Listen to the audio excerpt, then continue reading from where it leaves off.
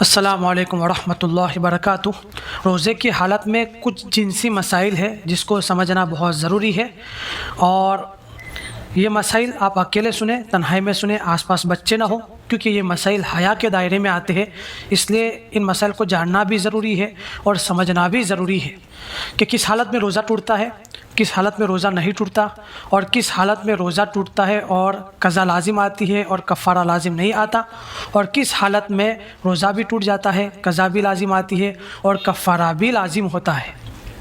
پہلی صورت ہے کہ احتلام کے ہونے سے روزہ نہیں ٹوٹتا۔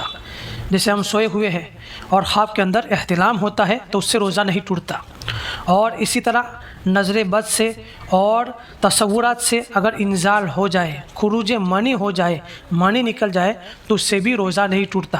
جیسے بد نظری کی اور اسی طرح غلط تصورات ذہن کے اندر تھے اور اسی حالت میں منی نکل گئی، بغیر عضو کی رگڑائی کے، بغیر شرمگاہ کی رگڑائی کے، ہاتھ سے یا رانوں سے شرمگاہ کی رگڑائی نہیں کی اور خروج منی ہو گیا، منی نکل گئی تو اس سے روزہ نہیں ٹوٹتا۔ اور بوسو کنار کرنے سے، میاں بیوی کو ایک دوسرے کو بوسو کنار کرنے سے بھی روزہ نہیں ٹوٹتا۔ دوسری صورت ہے کہ روزہ ٹوٹ جاتا ہے، قضا لازم ہوتی ہے، کفارہ لازم نہیں ہوتا۔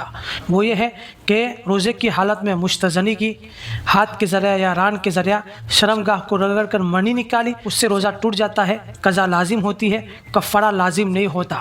لیکن یاد رکھے کہ روزے کی حالت میں اس طرح کی حرکت نہیں کرنی چاہیے، نہ نظر بد کرنی چاہیے، نہ غلط تصورات لانے چاہیے، نہ روزے کی حالت میں مستزنی کرنی چاہیے۔ اس سے قضا لازم ہوگی، کفارہ لازم نہیں ہوگا۔ اور اسی طرح میاں بیوی بوسو کنار کر رہے تھے اور اسی حالت میں انزال ہو گیا، جماع کے بغیر اور شرمگاہ کی رگڑائی کے بغیر، ہاتھ یا ران کے ساتھ رگڑائی نہیں کی، بغیر رگڑائی کے بوسو کنار کرتے ہوئے انزال ہو گیا روزے کی حالت میں، تو روزہ ٹوٹ جائے گا، قضا لازم ہوگی، کفارہ لازم نہیں ہوگا۔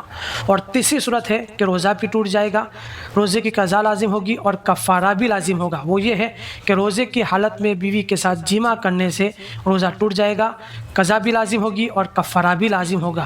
اور اسی طرح میاں بیوی ایک دوسرے کو اس طرح بوسو کنار کر رہے تھے، چوم رہے تھے کہ ایک دوسرے کے تھوک کو نگل لیا، میاں بیوی نے ایک دوسرے کے تھوک کو نگل لیا، میاں نے بیوی کے تھوک کو نگل دیا یا بیوی نے شوہر کے تھوک کو نگل لیا، تو اس صورت میں روزہ بھی ٹوٹ جائے گا، قضا بھی لازم ہوگی اور کفارہ بھی لازم ہوگا۔ اور روزے کا کفارہ ہے مسلسل 2 مہینے 60 دن روزہ رکھنا، جو سب سے مشکل کام ہے۔ جب نئی نئی شادی ہوتی ہے تو میاں بیوی دھیان نہیں رکھتے ہیں اور روزے کی حالت میں غلطیاں کر بیٹھتے ہیں، جس کی وجہ سے پھر زندگی بھر یہ کفارہ ادا نہیں کر پاتے۔ اس لیے ایسے مسائل کو جاننا چاہیے اور اس سے بچنا چاہیے۔ اس لیے روزے کی حالت میں میاں بیوی اس طرح ایک دوسرے کو بوسو کنار نہ کرے، ایک دوسرے کو اس طرح نہ چومے کہ ایک دوسرے کا تھوک نگل جائے، اس سے روزہ بھی ٹوٹ جائے گا، کفارہ بھی لازم ہوگا اور قضا بھی لازم ہوگی۔ اسی لیے علماء اعظام نے روزے کی حالت میں اپنی بیوی کو شہوت والی نگاہ سے دیکھنے سے منع فرمایا ہے کہ روزے کی حالت میں بیوی کو شہوت والی نگاہ سے نہ دیکھا کرے۔